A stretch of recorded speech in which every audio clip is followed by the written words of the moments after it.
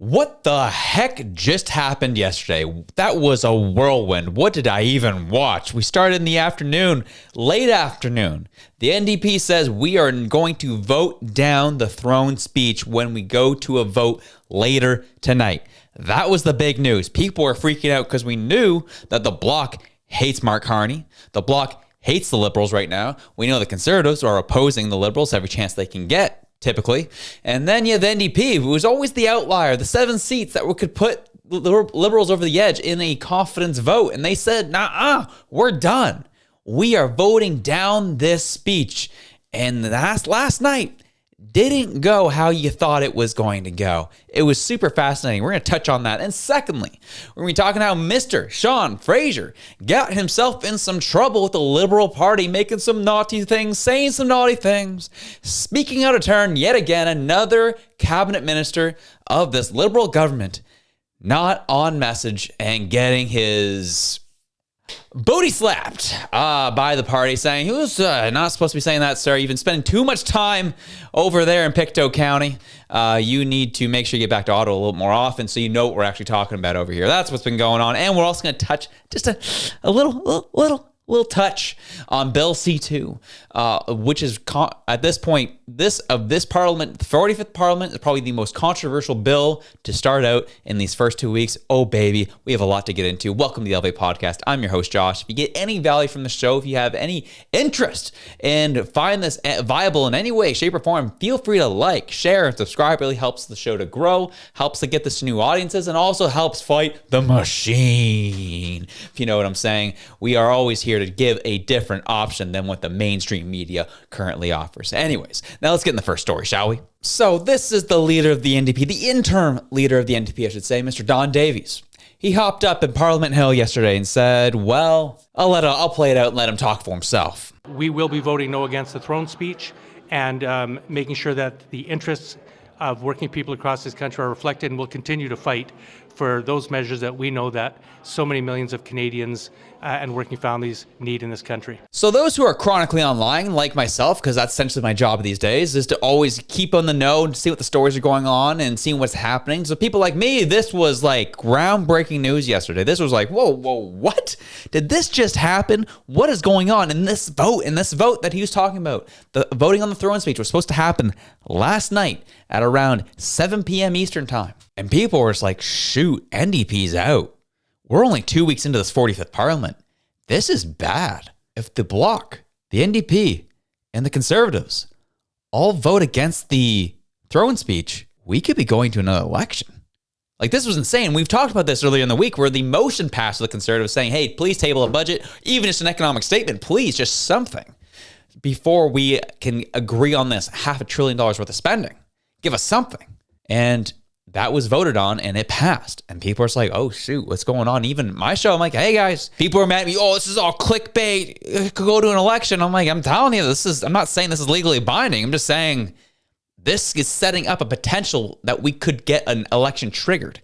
And people are just like, oh, lies. You are just a maple MAGA hopeful person. And I was like, okay, I'm just speaking on facts out here, but I mean, go off, I guess. And so we sat back and watched this all transpire. This happened yesterday.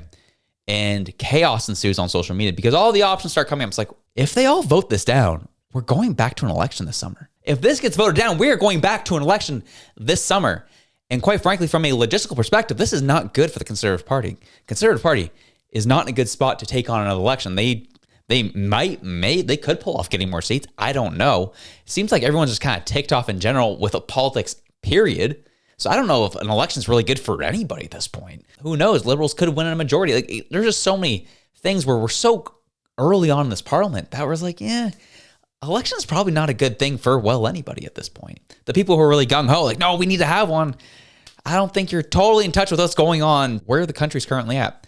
The populace as a whole still thinks Mark Carney is the man. Very many of them who don't like Pierre Poilievre. Still, it's just a reality. I hate to break it to you. So it just wouldn't go well for the Conservatives if they went to an election. So I was like, gee, this could go on. However, there was one aspect. There's a second result that could have happened. If this was voted down, one, it could have triggered an election, but there was a second option that could have happened. People don't think about it because it's only happened once in our history. And that was back in 1925, where because it was so close to an election, or so close from an election, the government was voted down. The Governor General stepped in and delegated the coalition parties to govern the country moving forward because they had the confidence of the House, quote unquote. I hate to break it to you. That was a true reality. Because there ain't no way a Governor General, even though as much as Governor General a little sketchy, there was no way that they were going to go back to an election 2 weeks after Parliament started. It just didn't make any sense. It wasn't going to happen. So there was a second result. I'm like, if this is voted down, the leadership of Parliament could go over to the Conservatives and the Bloc as a coalition, and they would move forward, which I was like, holy smokes, what a change. Wouldn't that be the most embarrassing thing for Mark Carney to happen? It feels weird, it's odd, but it's constitutional here in Canada. The GG can step in that scenario and delegate leadership of Parliament over to the coalition parties. That could have happened. That almost happened back in 2008, where the NDP and Liberals almost took over leadership from Stephen Harper, and then he would prorogue Parliament and was able to kind of get things back under control. That almost happened, 20 years ago or so. With the NDP coming out the way they did, saying, we're going to vote this down, it shocked a lot of people, including myself. I stood in my kitchen looking at my phone being like, there's no way this is going to happen. This is crazy. What is going on here? And well, the vote came last night, and this was the result of it. Among the parties, and if you seek it, I believe you'll find unanimous consent for the following motion. That notwithstanding any standing order or usual practice of the House, A, the address be engrossed and forwarded to His Majesty the King. B, an address be presented to Her Excellency the Governor General, praying that Her Excellency will be pleased to transmit to His Majesty the King an engrossed address which the Commons of Canada in Parliament assembled adopted in reply to His Majesty's speech at the opening of the first session of the 45th Parliament, and C, the address be engrossed and presented to Her Excellency the Governor General by the Speaker. All those opposed to the honourable members moving the motion will please say nay. Agreed.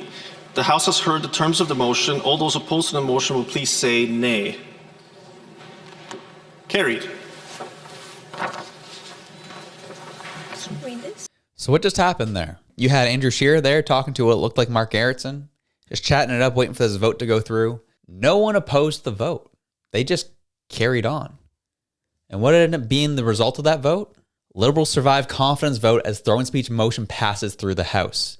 And to be very specific, the throne speech was carried on division, meaning the votes of individual MPs were not tallied, but the parties collectively agreed that it would be passed. It wasn't an official vote, but all the parties said, we're just going to let this go through. Understandably so, people were really confused. Right-wing Twitter was seething at Andrew Scheer. He just sat there and did nothing. He was talking to Mark Gerritsen, didn't even so much as put up a fight. We had them. Why did we do this? Why did you allow them to get away with it? It's how right-wing Twitter was feeling last night. And quite frankly, I sat back and was a little confused myself because, again, unfamiliar to a degree with the operation of Parliament. And so there's a part of me last night that wanted to take a break today from doing a video because I just wanted to kind of wrap my head around what the heck just happened because so much came at us all at once. And then I realized I'm doing you a disservice. That's my job here, is to dig into things I don't understand and understand it and get an idea of comprehending it so that I can properly communicate it to you. And that's what I did. I took the balance of the evening researching, calling people that are more experienced than I, looking online, looking at precedent to be able to explain all this to you. And what happened is throne speech was passed on division, meaning there wasn't a formal vote as they said here, but all the parties vocalized that they didn't like what was going on. They didn't like the throne speech, but they just wanted that on record. They didn't want to actually vote on it. Remember what I said, I think a couple days ago in an episode, where this is all an exercise of flexing.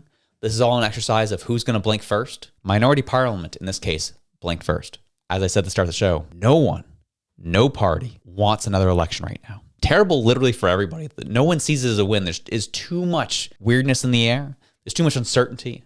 You don't want to go to a vote right now or don't go to an election right now. So what they did was they vocalized saying, I don't like where this is going. I don't like this throne speech. I don't agree with it. I just want that on the record that we don't like it, but let's let it pass. A couple things could have happened. NDP worked out a deal behind the scenes, maybe. NDP strategically abstained, just want to make sure that their followers or their constituents saw that they were fighting against the current government but didn't want to trigger an election. Or third, this was simply optics management, where they want to go to the media and say that they oppose this government without triggering an election. As I said, no one wants an election right now. And this was getting a little too close that all the opposition parties were aligning on this. And this is the thing, is there's a lot of lack of trust right now in the Governor General. If they voted that down last night and the Governor General decided to step out, saying, no, we're going to go to an election. No one there is ready for an election right now. No one knows what would happen. And since the precedent is only once in our history where the Governor General stepped in to have a coalition party or coalition government take over leadership of the Parliament, no one was running that risk either. It was too high risk. Mark Carney and Minority Parliament were in a flexing match, and Minority Parliament blinked first. They didn't want to go to an election. As I said, you want the stink of this current government to grow a little bit. So going to an election right now for the Conservatives is not a good thing. NDP haven't built their party up enough. They haven't shown enough history to be able to build up their party and get enough votes. Bloc just hates everybody right now, and Liberals obviously don't want an election. An election was in nobody's best interest. Thus why that happened yesterday. I'm putting out what potentially happened. I don't know for sure. I didn't talk to anybody on the ground, but that is likely what happened. And people just wanted to make sure their voices were heard, but didn't want to trigger an election. That is what happened last night. That's why, rightfully so, people are frustrated. Rightfully so, people are confused. Everyone's hopes got up and then were dashed yet again because the politics of politics ended up winning out at the end of the day. But Sean Fraser, he made an interesting statement a couple days ago, obviously talking about nation building projects, and he made sure to, he said this, which was fascinating. He says, the federal duty to consult and engage Indigenous people on major nation building projects does not amount to granting those communities a veto. And this, again, was showing the division that's happening in the Liberal Party right now, where some just want to get pipelines built in that party. Some actually want to build serious nation building projects. And the other half is like, we don't actually want to do that. And we're going to stick to our political messaging on this. Sean Fraser, again, this was, speaking directly against Mark Carney in a lot of ways. And again, another cabinet minister speaking against what the prime minister's been saying. Not looking good for Mark Carney these days. Well, Sean Fraser was spoken to that night, and he came out yesterday saying this. Despite innocent intentions, I think my comments actually caused hurt and potentially eroded a very precarious trust that has been built up over many years to respect the rights of Indigenous people in this country. And it's essential that we work in partnership with Indigenous partners when it comes to issues that engage their rights and demand the respect of the Crown. I had a call last night after National Chief Woodhouse reached out expressing her frustration, and I told her unequivocally that I wanted to apologize for some of the comments. More specifically, what I should have done when faced with the question that I received was rejecting the premise of the question. The UN Declaration, when it comes to free, prior, and informed consent, is about establishing a process based on respect and partnership as between the Crown and Indigenous peoples. I think sometimes the conversation falls into a frankly dangerous trope that paints a false picture of Indigenous peoples as being anti-development somehow. In my experience, engaging with Indigenous leaders, their perspective is one of wanting to have their rights respected and wanting to share in the benefits of development. So as we go forward, whether it's on the major projects initiative we'll be working on or any issue that touches on the rights of Indigenous peoples, I want to be absolutely clear that our desire is to work in partnership, and at every stage of the process, from project selection to conditions that may be imposed, we're going to engage, properly consult, and work in partnership to respect the rights of Indigenous people. So Sean Fraser was clearly talked to about by probably the new chief of staff. So you better get yourself back in order there, sir. You need to re-engage and make sure you're online with the messaging of this party. You see here, he was a little shook. He wanted to reestablish what he wanted to say and make sure he was on the right side of the messaging of the Liberal Party. I'm not really going to get into the logistics of what was said and what's not said, more so the idea of party messaging. This is the third minister now in as many weeks who has been completely off of the party messaging and speaking in direct contradiction to what Mark Carney's been talking about. Man, that party's hurt, and it's been on a tough opening weeks for this party. So we'll see what happens. I'm not going to be getting into Bill C2 because, well, it's a huge bill and it needs almost a whole episode in itself, and I need to wrap my head around it more. However, there's some very concerning aspects to it, and it's very typical of what we've typically talked about, which is governments will use a crisis that's currently happening currently with our border, and then they're going to use that as an opportunity to shoe in a bunch of sub-policies, a part of a bigger bill, to infringe on your rights. And well, Bill C2 is littered with it. And again, I want to do a whole episode on it if someone else hasn't done it already, and because it deserves the time of day, and I haven't wrapped my head around it fully yet. So, want to keep you in the know of what's going on there. But enjoy your day. Have yourselves a good one. I'm out.